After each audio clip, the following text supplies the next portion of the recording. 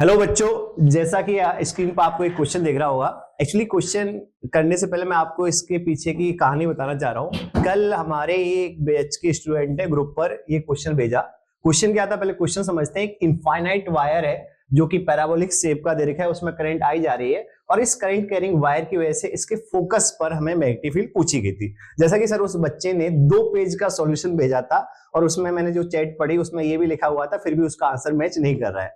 फिर आपने paper pen उठाकर उसका सॉल्यूशन भेजा, शायद 3 लाइन में, 2 से 3 लाइन में था। तो मैं चाहता हूं कि बाकी सारे बच्चों को भी इसकी ट्रिक पता लगे। लीजिए पेन लीजिए।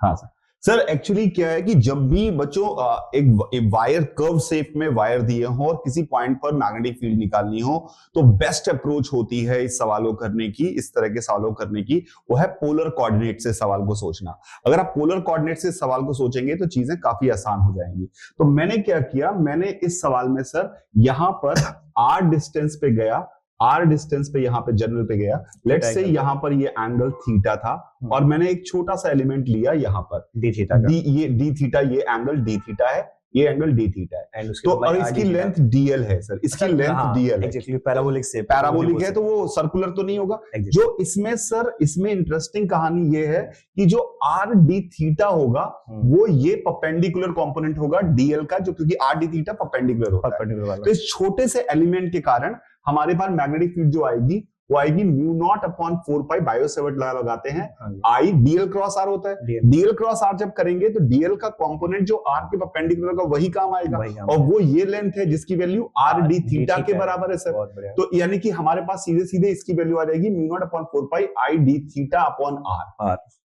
अगर हम इसको इंटीग्रेट कर देंगे तो हमारा आंसर आ जाएगा।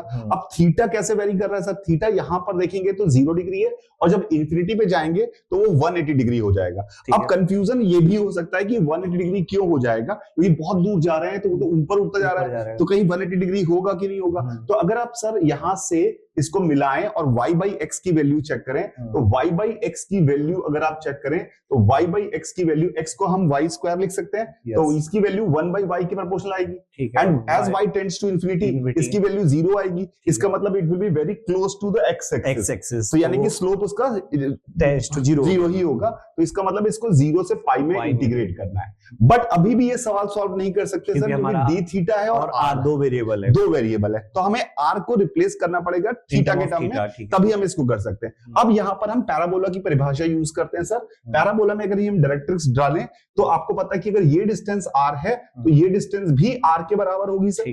तो अगर ये डिस्टेंस r है और ये डिस्टेंस r के बराबर होगी और ये डिस्टेंस टोटल यहां से यहां तक 2a होती है सर, तो हम यहाँ पे साफ साफ कह सकते हैं r plus r cos theta is equal to 2a।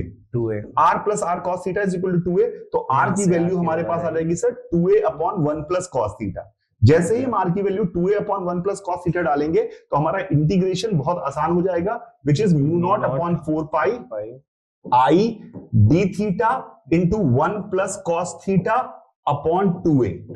और ये इंटीग्रेशन से आसान इंटीग्रेशन कुछ हो नहीं सकता। इसको हम जल्द से सॉल्व करेंगे, we can find out the value of b।